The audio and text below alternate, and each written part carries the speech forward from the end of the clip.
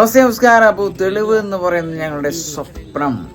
ആ ഒരു ചിത്രത്തിന് വേണ്ടിയുള്ള പ്രയത്നം തുടങ്ങിയിട്ട് ഒത്തിരി നാളായി. തീർച്ചയായിട്ടും ആ ഒരു ചിത്രത്തിന്റെ ഫസ്റ്റ് ലുക്ക് പോസ്റ്റർ റിലീസ് ചെയ്തു തന്നിരിക്കുന്നത് നമ്മുടെ ഏറ്റവും പ്രിയപ്പെട്ട സിനോജ് വർഗീസേട്ടനാണ്. തീർച്ചയായിട്ടും അങ്കമാലി ഡയറീസിലെ ആ ഒരു വലിയ കഥാപാത്രത്തെ ആരും മറക്കില്ലെന്ന് ഞങ്ങൾക്ക് ഇപ്പോഴും ഉറപ്പുണ്ട്.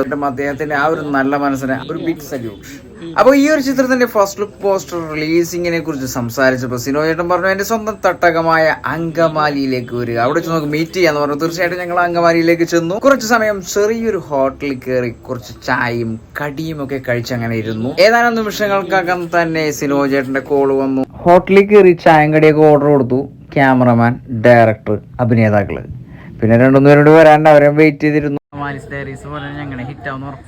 അപ്പോൾ ആ ഒരു സ്വയം ഡയലോഗ് അങ്ങോട്ട് കാഴ്ചപ്പെട്ടില്ല. സിനോജേട്ടൻ അങ്ങോട്ട് സ്മൈൽ ചെയ്തു. തീർച്ചയായിട്ടും പിന്നീട് ചറവറ പിക്കായിരുന്നു. തെളിവെന്ന് പറയുന്ന ആ ഒരു ചിത്രത്തിന്റെ ഫസ്റ്റ് ലുക്ക് പോസ്റ്റർ അദ്ദേഹത്തിന്റെ കൈകളിൽ ഇങ്ങനെ പിടിച്ച് നിൽക്കുമ്പോണ്ടല്ല, ഞങ്ങൾ ഒരു കൂട്ടം ചെറുപ്പക്കാരുടെ ഒരു സ്വപ്നത്തെയാണ് അദ്ദേഹത്തിന്റെ കയ്യിലേക്ക് കൊടുത്തത് എന്നുള്ള കാര്യം എനിക്കും എന്റെ കൂട്ടുകാർക്കും മനസ്സിലായി. പിന്നീട് അവിടെ നടന്നത് ഗംഭീര ഫോട്ടോഷൂട്ടായിരുന്നു.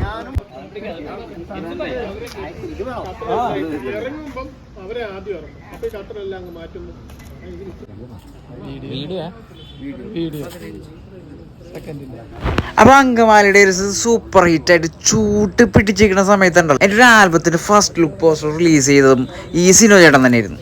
അപ്പോൾ ഞങ്ങൾ ഒരു കൂട്ടം ചെറുപ്പക്കാരുടെ സ്വപ്നമായ തെളിവ് എന്ന് പറയുന്ന ആ ഒരു ചിത്രത്തിന്റെ ഫസ്റ്റ് ലുക്ക് പോസ്റ്റർ റിലീസ് ചെയ്തു.